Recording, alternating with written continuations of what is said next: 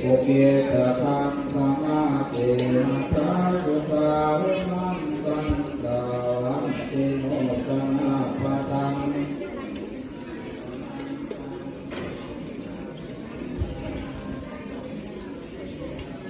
โมนิโตตันเตสัจจาภะวันตุเตเตนะมันตาลานิกันตวานาตวาโมนิโตตันเตสัจจาภะวันตุเตเตนะมันตาลานิสัจจังวิมายามติสัจจาปะเตตุมมาสาภิโรภิกมนัง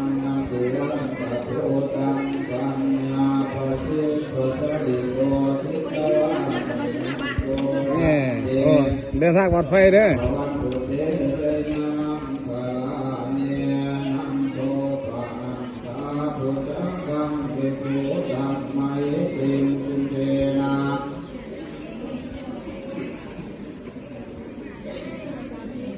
ทิตวามุนิโตตันเตสสะภะวันตุเตเชนะมังคาลานิสุปะหาทิเตปุตะเกนะจุตตะหะสัมภุมันปิโตเตวุติเมสิภะกาติทานังญาณาปะเทนาวิตินาภิกขวามุนิโตตันเตสสะภะวันตุเตเชนะมังคาลา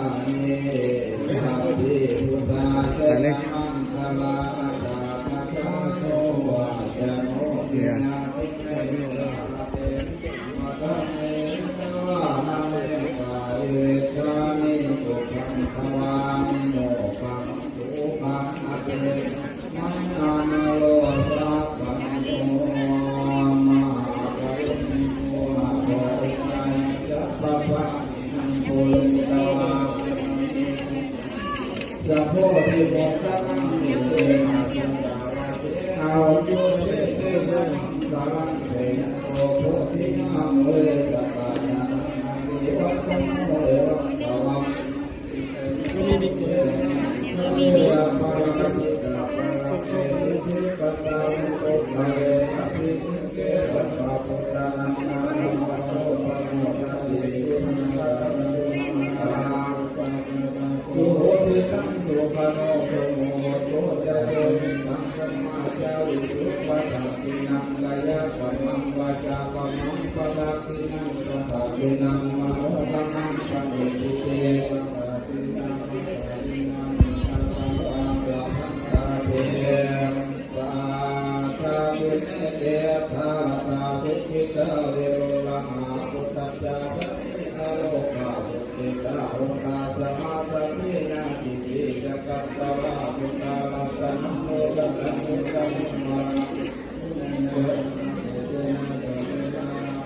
ปัตตาสัพเพยุปะปัสสังตุเตสัพพะตาธัมมาตังโมตัสสะโมตัสสะภะคะวะเตอะภุปัสสะมังสัมมาเตเสนะโสตินาโสภะคะวะตะเตโสภะสัมโมเตสัพพะตาวะสัพพะตานะโสตัสสะโมตัสสะวะตังสัพพะเตเสนะโสตินาโสภะคะวะตะเตกาอุปัสสะมิโตเต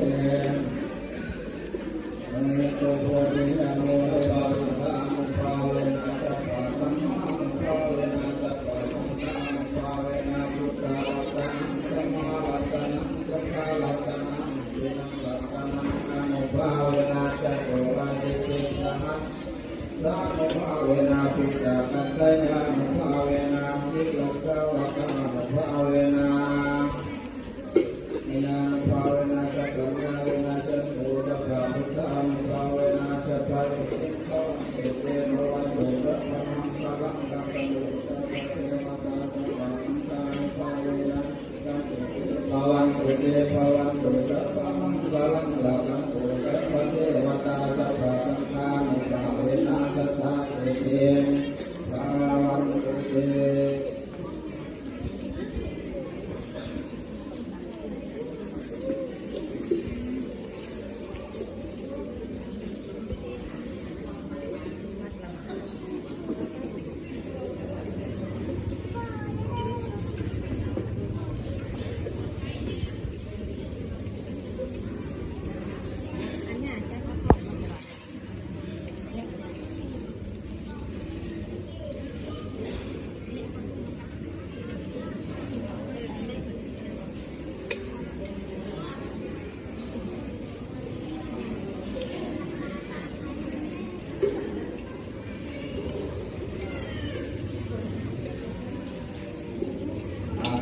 ว่ามีอาหารที่แดงได้นี่แต่ เอาอันนั้นไหม บอกเลยว่าอะไรบ้างย่างผักต้นทุนเป็นแบบไหนเป็นตัวผักต้นดีหรือบอกดูในหน้าจะตอบไปหลังจะเป็นผักต้นเป็นใจเวลาภาษาประจำปีนี้ก็เป็นต้นแบบสิ้นสำหรับครูบาอาจารย์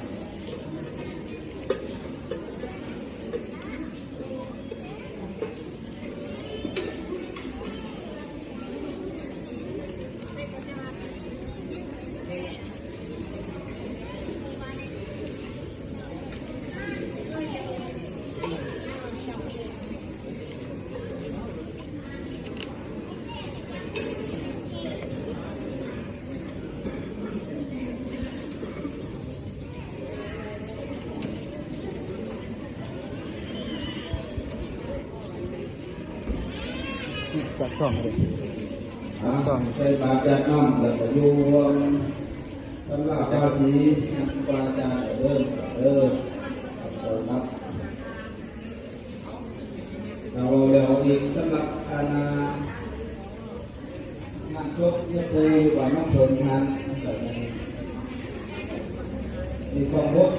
แต่ครูบาในวัดทำไปแล้วสององค์เนาะเดี๋ยวพอได้จากของวันอุปโภคพัฒนาเพื่อจะปรับความวดการจัดการนี้จะเริ่มทอดนั่งจากมีอะไรตัวเรื่องนี้นะจะเป็นแบบภาษาที่กองการรวมของหัตถะอาวุธเป็นหนึ่งเป็นการเองจำกองทำจะเป็นสุขภาพจะเป็นสุขภาพรวม